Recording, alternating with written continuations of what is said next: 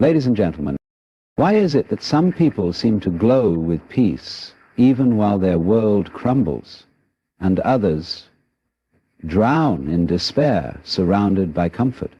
Because happiness was never about conditions. It was about clarity. And clarity is terrifying. This is not a talk about tricks. It is not about toxic positivity or pretending your heart isn't breaking. This is about you remembering what was always within you, beneath the chaos, beneath the noise. If you've ever felt that life is simply too much, and yet somewhere in your soul you know there has to be more than surviving, then listen closely, because this may just be the last time you search for happiness outside yourself.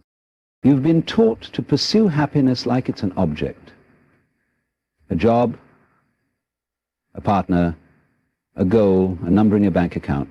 But happiness laughs at your maps. It hides in plain sight, in a breeze, in a sip of tea, in the moment you let go of needing things to be different. You don't achieve happiness. You notice it. Yes. Life will break you open.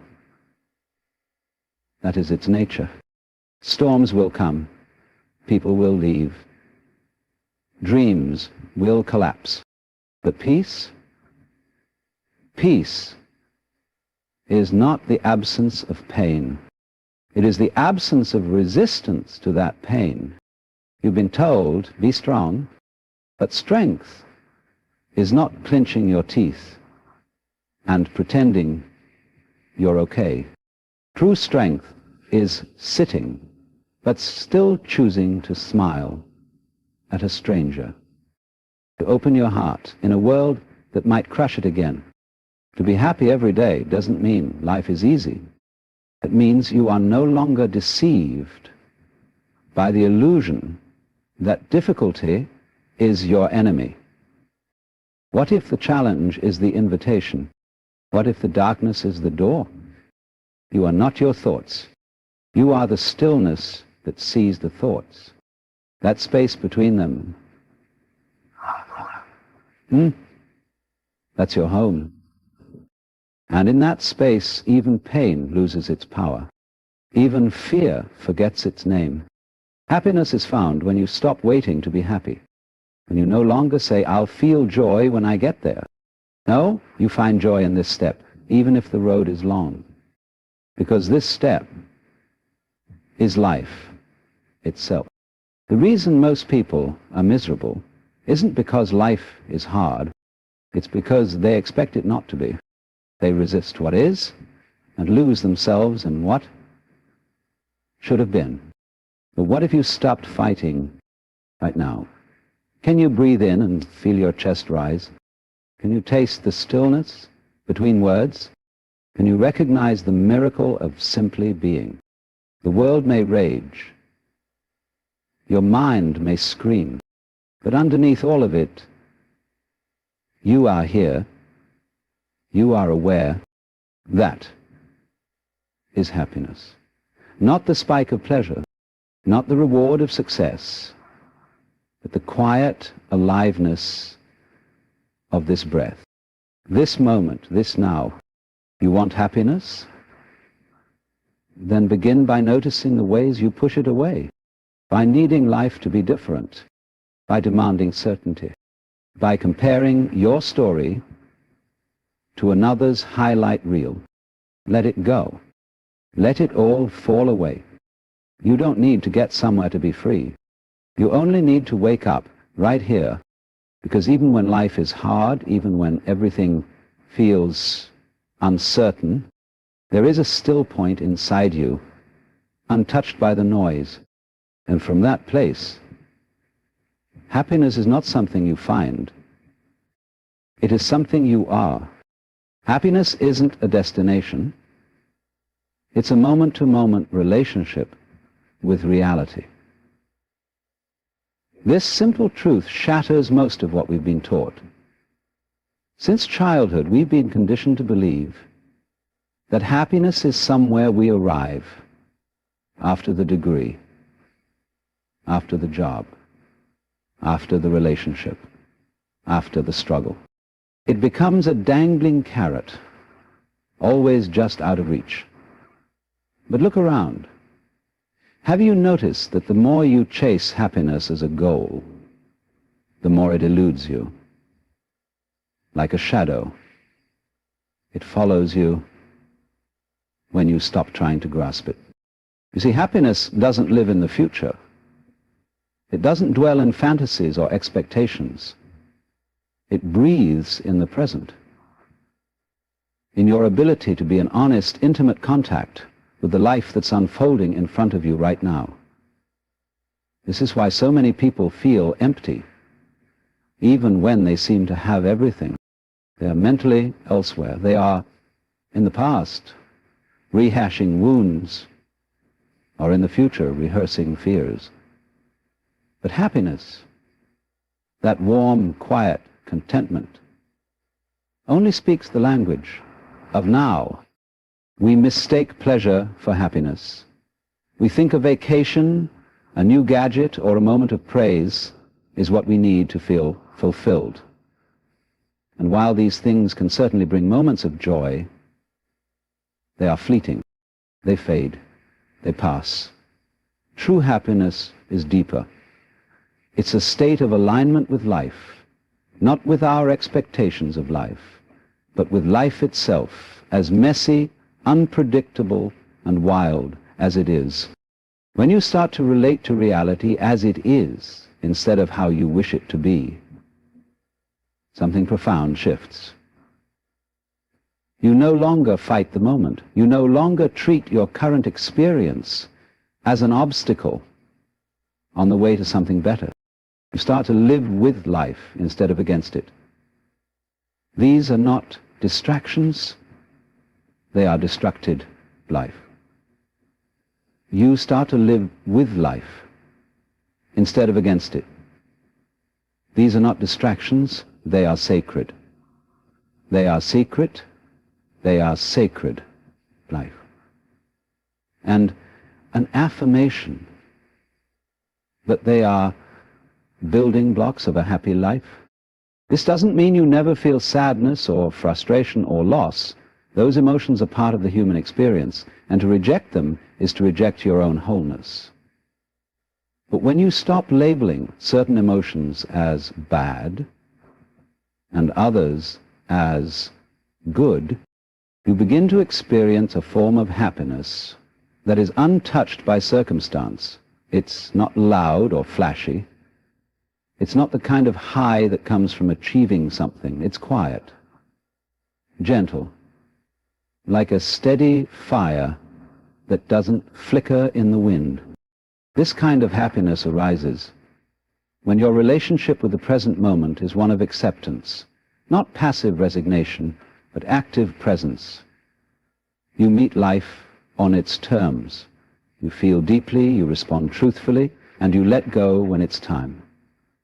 You understand that every moment, joyful or painful, is here to teach you something, to invite you into deeper awareness. The illusion that happiness is something out there keeps you perpetually dissatisfied. It keeps you waiting. It blinds you to the beauty of what already is. But when you realize that happiness is simply your natural state, when you are not at war with reality, then the search ends. And with the end of that search comes a kind of peace you may never have known before. You become less reactive, more curious. You stop needing life to conform to your agenda. You begin to trust. You begin to see that maybe, even in your most difficult moments, something greater is unfolding. And even if you can't understand it yet, you can choose to be here, to be present, to soften into the now.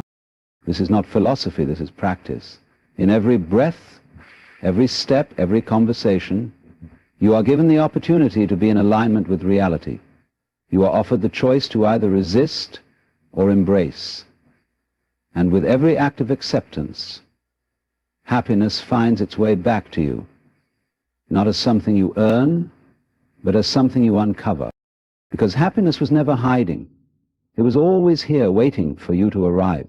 Not somewhere in the future, but in this moment, right where you are.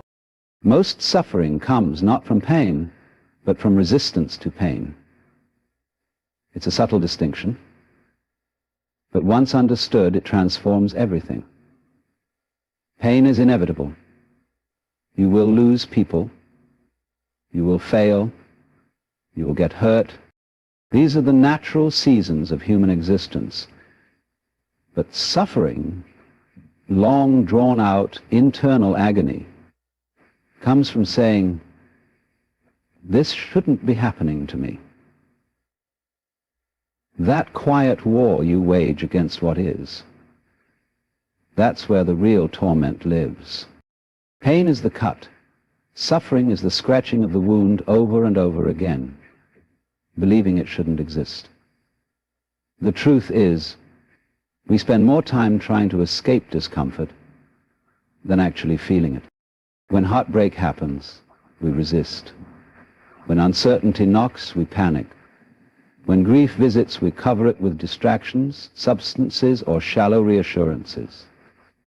Think about a time in your life when something hurt deeply. Perhaps a loss, a betrayal, a rejection. The moment itself might have lasted minutes, maybe hours, but how long did you carry it? Days, months, years? The pain was real, yes, but the suffering lived in the constant replaying, the mental stories, the judgment, the why me, and the imagined futures of despair.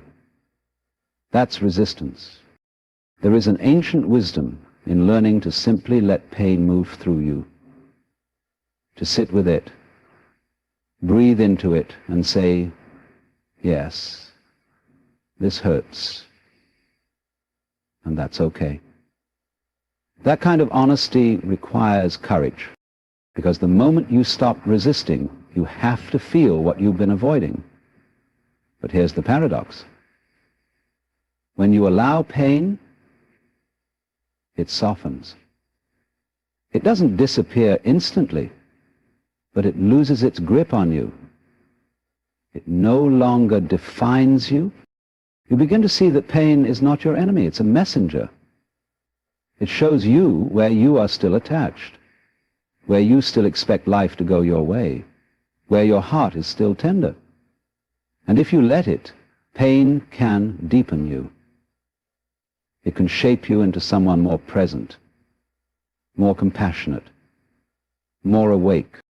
Resistance, on the other hand, is always rooted in fear, fear of being vulnerable, fear of being overwhelmed, fear of not being in control.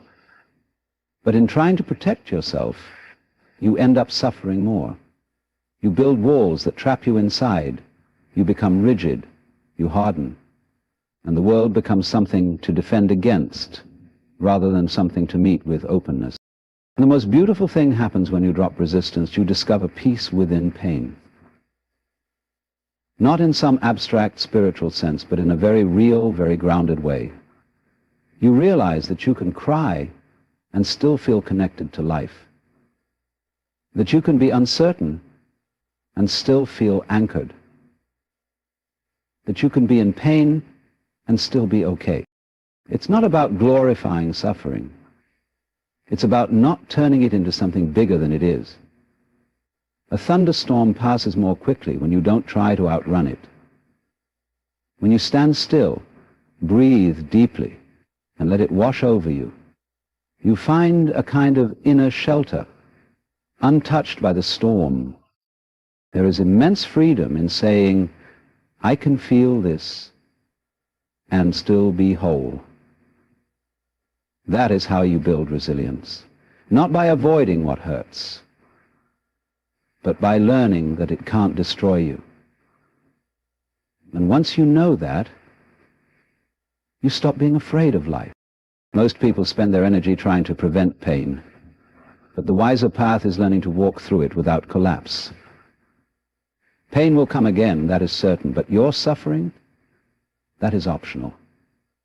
And the moment you stop resisting, when you surrender to what is, something extraordinary unfolds. You become bigger than the pain. You become the space that holds it. And in that space, healing begins. True joy arises when you stop chasing what should be and embrace what is. This is perhaps one of the most profound shifts you can make in life, yet one of the most challenging. We're conditioned from a young age to live in a world of shoulds. Life should be fair. People should treat you kindly. Your plans should work out. You should be further ahead by now. This mindset creates an invisible prison, because no matter how much you achieve or how beautiful the moment is, the mind is always trying to control the story. It wants everything to follow a script. But life doesn't read your script. It writes its own.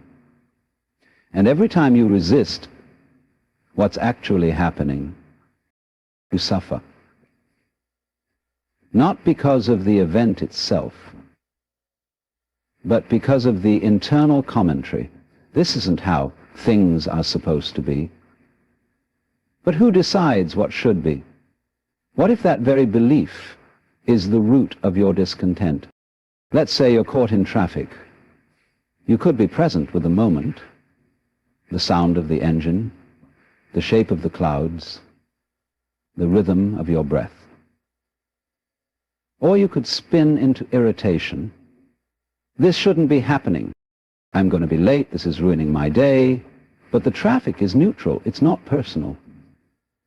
It's your story about it that robs you of joy. Multiply this reaction across all areas of life, relationships, career, health, and you begin to see how much peace we sacrifice on the altar of unmet expectations. Joy is not found in perfect circumstances. It's found in your willingness to fully inhabit the imperfect ones. It's found in presence, in acceptance, in meeting life not as a problem to be solved, but as a mystery to be experienced.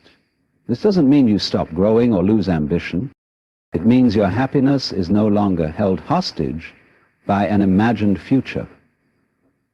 You stop postponing joy until things look the way you want. Instead, you allow yourself to feel joy now, even here, even in the mess. When you embrace what is, something extraordinary happens. Your entire energy shifts. You stop leaking power into resistance and begin flowing with life. You become more creative, more at ease, more awake. You start noticing beauty in the ordinary, a stranger's smile, the texture of sunlight on your skin, the quiet between thoughts. These things were always there, but your mental noise was too loud to hear them. We often chase joy like it's a destination, something waiting for us in the next accomplishment or milestone. But real joy doesn't shout. It whispers. And you can only hear it when you stop running, when you sit with your life as it is, without trying to rearrange it, when you say this moment just as it is enough. Of course there will be pain. Life isn't about pretending everything is fine. But even in pain, when you're not fighting reality, there's a deeper calm. There's space. There's room to breathe.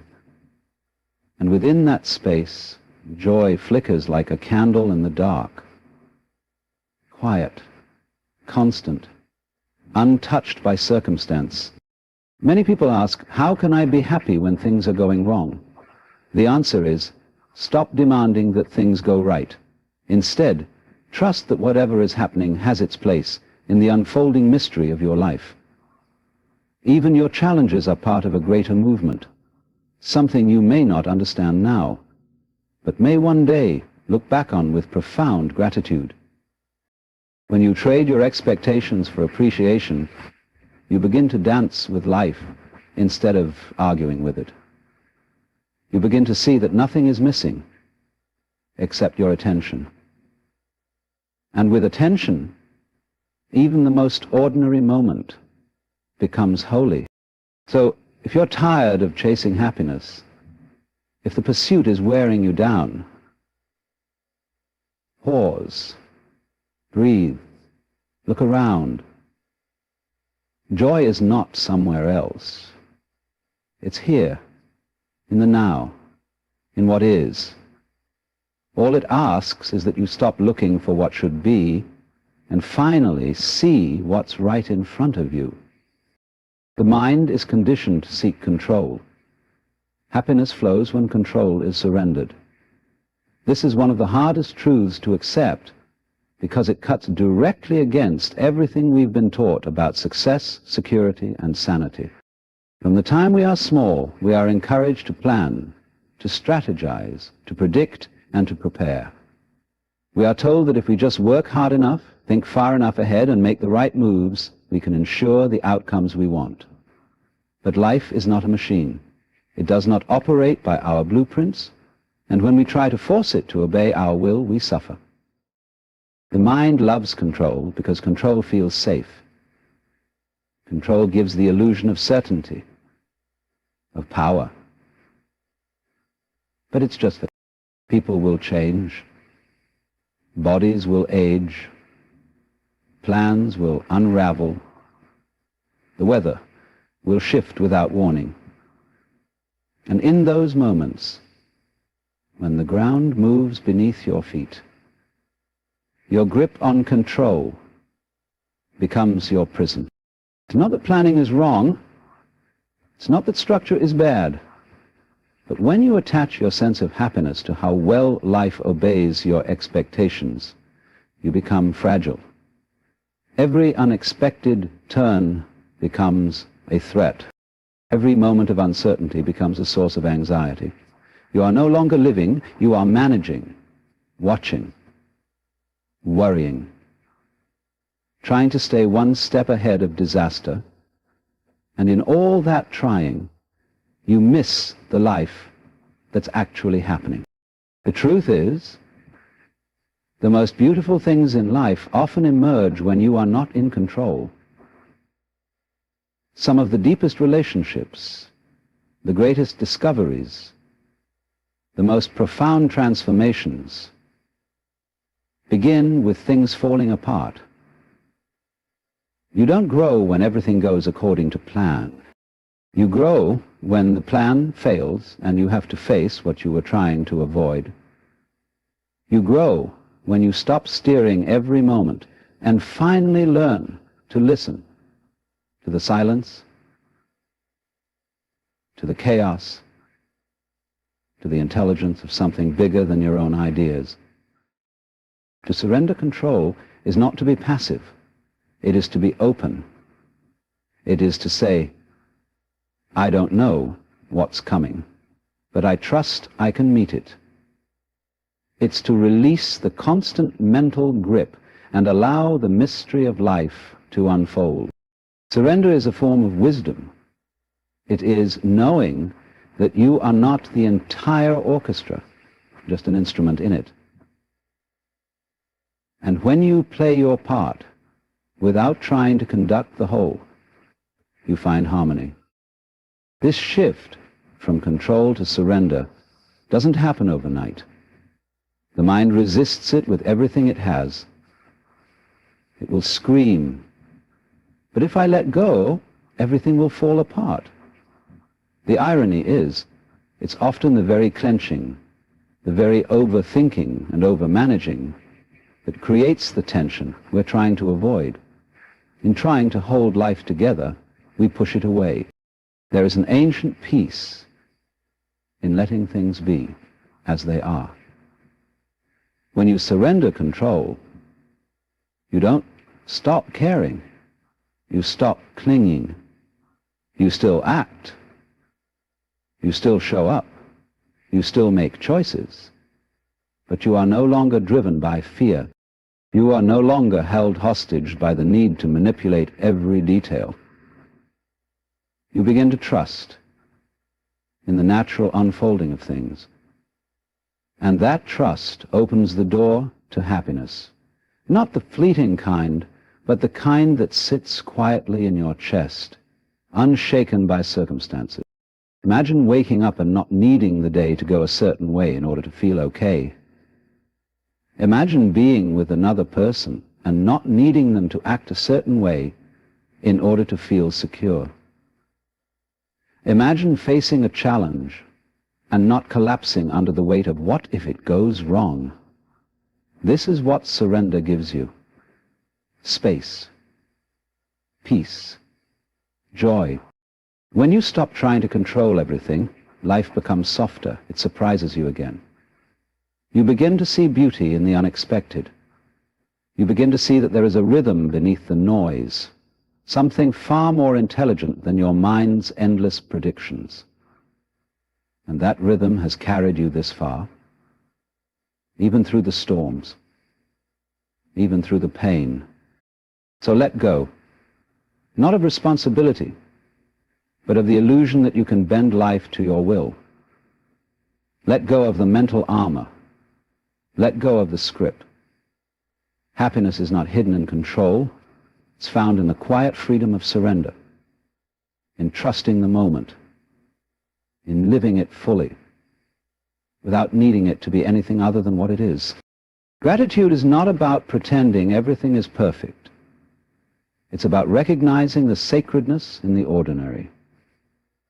We often imagine gratitude as something reserved for those rare, shining moments when life aligns perfectly, when we succeed, when we're loved, when we feel healthy and strong. But true gratitude, the kind that nourishes the soul and unlocks happiness, is far more subtle. It lives in the quiet noticing, in the soft presence with what is. And it doesn't require perfection. It only requires attention. Most of us live with the silent expectation that happiness will come after we fix this problem, after we get that promotion, after someone else changes. But in doing so, we condition our minds to bypass the present entirely. We start seeing the now not as something to appreciate, but as something to endure, a stepping stone to somewhere better. And yet, the now is all we ever have. Life doesn't happen in the grand moments. It happens in the small ones, the ones we overlook when we're too busy chasing more. Gratitude is the act of returning to what is already here, to the breath moving in and out of your body, to the sunlight through the window, to the fact that despite everything you've been through, you're still here, still growing, still loving, still hoping. It's easy to miss these things when your mind is wrapped in problems. But when you pause, even for a moment, and truly look, something shifts. You realize that joy hasn't been absent, just buried beneath layers of expectation and mental noise. You don't need a reason to be grateful. Gratitude itself is the reason. It's a way of seeing, a way of aligning yourself with the reality that this moment, imperfect and incomplete as it may seem, is still alive, still full of possibility. Gratitude doesn't ask you to deny pain. It asks you to hold it with tenderness, while still noticing the goodness that coexists with it. You can be grieving and still feel grateful for a single moment of kindness. You can be lost and still feel thankful for the path beneath your feet. The mind loves to dramatize what's missing. It keeps a running list of what hasn't gone right, who's let you down, where you've failed. Gratitude interrupts that narrative. It says, yes, and what's still here? What beauty remains? This is not a form of toxic positivity. It's a form of clarity. It reminds you that no matter how heavy life feels, there is always something worth noticing, worth appreciating, not because it fixes everything, but because it brings you back to yourself. The more you practice gratitude, the more it becomes your natural state. It rewires your perception. You stop chasing experiences to feel alive and start realizing how alive you already are. That cup of tea in your hand, a miracle. That person who smiled at you today, a gift. The fact that your heart keeps beating without you having to manage it, a wonder. You begin to see that life has been offering you beauty all along. You just had to slow down enough to see it. When life is hard, gratitude becomes even more powerful. It becomes your anchor. When you feel lost, it reminds you of what remains. When you feel broken, it reminds you of what still works. When everything feels uncertain, it grounds you in something simple, something real. And in those moments, happiness isn't something you wait for, it's something you awaken, something you choose. Gratitude also connects you to others. When you're grateful, you stop seeing people as obstacles or threats. You start seeing them as fellow travelers, flawed like you, but also carrying their own beauty, their own goodness. This softens your judgments. It opens your heart. It allows love to flow more freely, without conditions. So practice this, not as a duty, but as a devotion. Wake up and look for one thing, just one, that you can feel thankful for. It might be your breath, it might be a sound, a color, a sensation. Let it in, let it fill you, and then carry that awareness into your day, not to escape your challenges, but to meet them with a steadier heart. Because when you begin to see the sacred in the ordinary, you discover a happiness that doesn't depend on circumstance, a joy that lives quietly inside you, always available, always waiting. Gratitude is the key, not because it changes the world, but because it changes the way you see the world. And that, sometimes, is all it takes. You cannot think your way into happiness. You must feel your way into presence. This is perhaps one of the most misunderstood truths of our time. We are trained from early on to analyze, to calculate, to figure things out. We believe that if we can just understand enough, plan enough, reason enough, we can solve the puzzle of life and find peace. But the mind is a brilliant servant and a terrible master. It does not lead you to joy. It leads you into loops, into strategies, into past regrets and future anxieties. It is always running, never arriving. Happiness, true happiness, is not a thought. It is an experience. It's not found in ideas, but in awareness. You do not become happy by thinking about how to be happy. You become happy when you stop thinking, even for a moment, and become fully present with what is. That presence is not cold or empty. It is alive. It vibrates with peace. It hums beneath the noise of your mind, always available, always waiting. Imagine for a moment that you're watching a sunset. The colors melt into each other. Gold, pink, orange. The sky becomes a painting.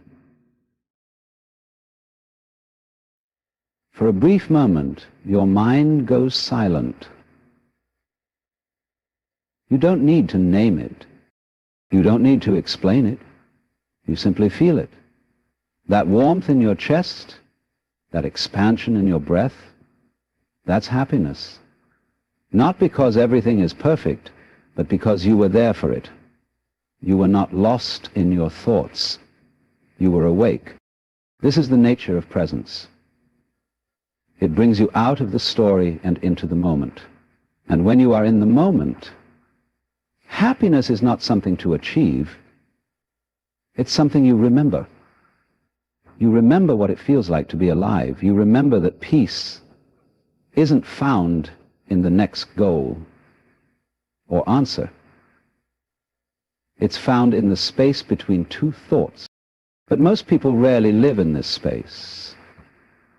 We live in our heads, in the stories of what if and if only. We believe we are thinking our way through life, but in truth, we are avoiding life through thought. We resist the now because it is too quiet, too raw, too real. And yet, everything we seek, peace, connection, joy, is only available here in this moment. To feel your way into presence means to drop into the body, into the breath, into the rhythm of your heartbeat. It means to notice your senses, the texture of what you're touching, the sounds around you, the weight of your feet on the ground. These are not distractions, they are doorways. Every time you bring your attention to sensation, you are stepping out of the noise and into the now. Try this. Next time you are overwhelmed, stop and feel your breath, not as a concept, not as something to fix or manipulate. Just feel the air entering and leaving your body. Stay with it. Let your mind wander, if it must, but keep returning to the breath. Soon something softens, something settles. The story loosens its grip. And in that stillness, you remember, you are not your thoughts. You are the awareness behind them. The mind will tell you that presence is not enough, that you must do more, solve more, achieve more. It will convince you that peace is waiting at the end of some future destination. But the truth is, presence is the only place peace has ever lived. The present moment is not a stepping stone. It is the home you've been seeking. This doesn't mean abandoning thought entirely. The mind has its place. It can create beauty, solve problems, make art, but it cannot deliver happiness. Happiness arises when the mind bows to the moment, when thinking pauses and feeling takes over, when awareness becomes more important than analysis. If you want to be happy, stop seeking answers. Start noticing. Start listening. Feel the air, feel your breath, feel your aliveness. Don't wait for the mind to give you permission to be at peace. It never will. Drop beneath the thoughts, into the silence, into the body, into the now. Because this moment, unfiltered by judgment or expectation, is complete. It is enough. And when you truly enter it, not as a concept, but as a lived experience, you touch the source of happiness, a joy that requires nothing but your presence, a joy that has always been here, waiting for you to feel your way home. Emotions are not obstacles to happiness. They are invitations into deeper understanding. Most people view difficult emotions like sadness, anger, fear, or grief as something to get rid of, as interruptions to the state of peace they seek. We're taught to suppress them, to stay positive, to distract ourselves with busyness or numbing pleasures. But in doing so, we miss the profound intelligence hidden inside every feeling. Emotions are not mistakes. They are messengers. They rise not to torment you, but to teach you. And if you are willing to sit with them, really sit, without flinching or fixing, they will reveal truths that the mind alone cannot uncover. We live in a culture that rewards surface-level happiness. The smiling face, the polished answer, the curated life. But beneath that, so many suffer in silence, ashamed of their emotional pain. I'm afraid it means they're broken or weak. But feeling deeply is not a flaw. It's a sign of life. It means you are still open, still human, still connected. Numbness is not peace. Numbness is the absence of aliveness. And if you want to be truly happy, you must be willing to feel it all. There is a rhythm to emotions, like waves in the ocean. They rise, peak, and eventually fall, if you let them. But most people resist the wave. They tighten against it. They label it. They panic. Why am I feeling this way? I shouldn't feel like this. Something must be wrong. And that resistance traps the emotion, gets stuck, recycled over and over again through thought. The original sadness becomes self-pity. The original fear becomes anxiety. The original anger becomes bitterness. Not because the emotion was bad, but because we refused to feel it fully and let it pass. To work with your emotions is to meet them with curiosity instead of judgment. When sadness arises, you ask, what is this here to show me? When anger flares, you ask, what boundary has been crossed? When fear grips you, you ask, what part of me feels unsafe? These questions don't require immediate answers. What matters is the attitude behind them. Openness, respect, willingness to learn. The moment you stop fighting your feelings, they soften. They lose their sharpness. You realize they are not threats, but guides. And even the heaviest emotions, grief, despair, heartbreak, carry hidden gifts. Grief opens the heart. It strips away illusion. It reminds you of what matters. It reveals the depth of your love. Despair breaks the ego. It shows you your limits. It humbles you. And in that humility, something new can grow. Heartbreak cracks the shell around your soul, and through those cracks, light enters. These are not easy lessons, but they are sacred ones. And they will shape you, refine you, deepen you, if you allow them. This doesn't mean you wallow in suffering.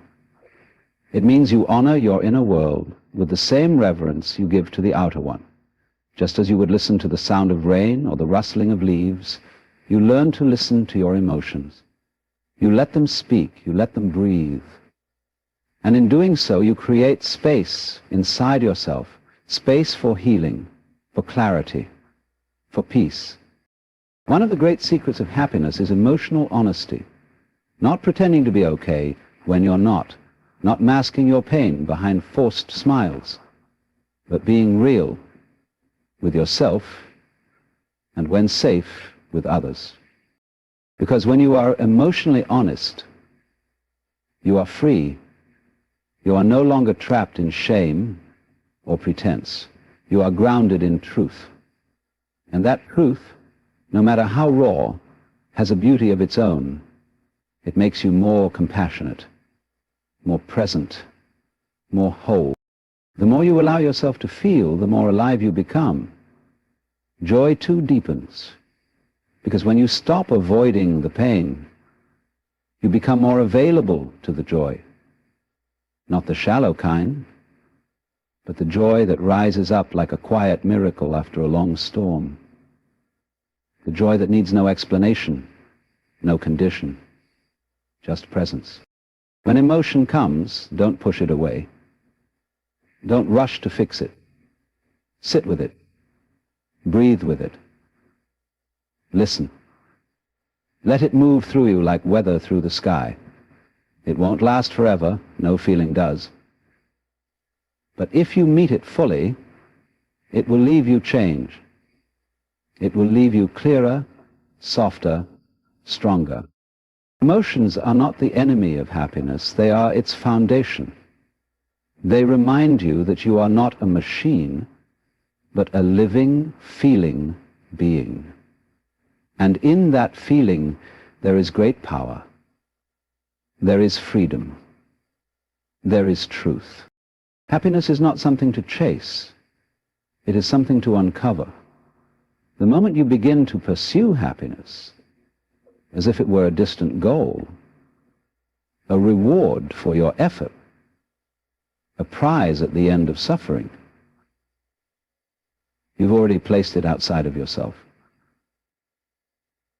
You've placed it in the future, on conditions, on achievements, on other people's behavior. And by doing so, you ensure that it remains always just out of reach. The more you run toward it, the more it slips through your fingers. But what if happiness was never lost? What if it was simply buried beneath layers of noise, fear, and distraction? There is a subtle but powerful shift that happens when you stop asking, how do I get happy? And start asking, what is standing in the way of the happiness that is already here?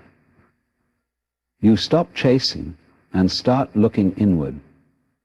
You start to see that what robs you of joy isn't life itself, but your resistance to it. Your endless comparisons, your mental judgments, your insistence that things should be different than they are. Beneath all of that, beneath the chaos and craving, there is stillness.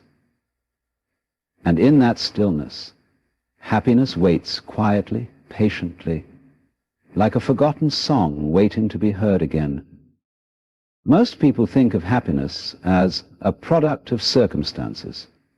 If I get the right job, the right partner, the right body, the right approval, then I'll be happy.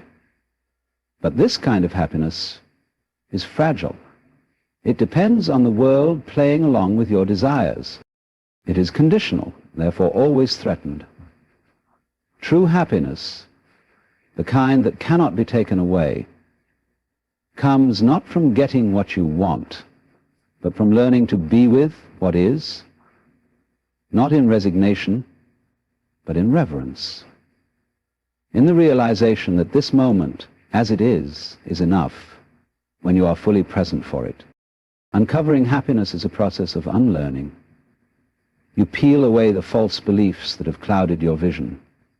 You notice the stories you tell yourself about who you are, what you lack, what others owe you, and you begin to question them. You ask, is this thought helping me connect to life or pulling me away from it? You start to recognize that most of your suffering doesn't come from the events of life, but from the mental interpretations layered on top of them. You also begin to let go of the idea that happiness is a permanent state you must maintain. This is one of the most exhausting myths, that if you're not happy all the time, something is wrong. But happiness is not constant. It is cyclical. Like everything else in nature, there will be waves, there will be stillness, there will be moments of deep peace and moments of uncertainty. The key is not to hold on to joy, but to become spacious enough to allow all of it, the joy, the sorrow, the beauty, the fear. When you stop resisting the full spectrum of life, you stop being at war with yourself. In uncovering happiness, you learn to simplify, to slow down, to be present. You begin to find joy in things that once seemed too small to matter. The scent of the morning air, the way sunlight filters through the trees, the softness of a quiet moment with someone you love. These are not dramatic events, but they are the architecture of a joyful life. They are available now. You also stop outsourcing your happiness You stop making it someone else's responsibility to make you feel whole. You stop placing it in the hands of status, attention, or control. You start to realize that the most important relationship you will ever have is the one you have with the present moment, and with yourself inside it. You learn to sit with yourself without needing to escape. And in that simple act, you uncover a deep, steady joy that has nothing to do with circumstances and everything to do with presence. So happiness is not something to be earned. It is something to be remembered. It is your natural state, beneath the noise. And the journey is not about acquiring more, but about letting go of the chase, of the striving, of the belief that you are incomplete. You are not here to conquer life, but to feel it, to breathe with it. When you uncover happiness in this way, you become free. Not because life is perfect, but because you no longer need it to be. You've stopped searching and started seeing. And what you see, finally, is that happiness was never outside of you. It was waiting all along for your attention, your presence, your willingness to come home to yourself. Happiness, as you've now seen, is not a destination to reach, nor a reward for suffering. It is a state of being that emerges when you align with the truth of the present moment. It is not manufactured through effort, but revealed through awareness. To be happy every day, even when life is hard, is not to pretend that pain doesn't exist. It's to stop resisting what is, and instead begin embracing it with clarity, curiosity, and compassion. This entire journey is not about fixing yourself, but about remembering yourself. Letting go of the chase, the comparisons, the emotional denial, and the compulsive thinking. You don't have to earn happiness. It's already within you, beneath the layers of expectation, behind the noise of the mind, and beneath the surface of your emotions. There is a stillness, a quiet, radiant joy that has never left. To live in that joy, you must slow down, you must feel. You must become present with your breath, your body, your moments. You must trust that nothing is missing in this very second, and that every feeling, even the uncomfortable ones, is a doorway to deeper wisdom. Gratitude reveals it, presence unlocks it, acceptance sustains it. So don't chase happiness. Don't wait for it. Simply return to what's real. Return to yourself, again and again. For it is in that sacred return that you uncover a happiness not based on what you have or what happens, but on who you are beneath it all. Aware, alive, and free.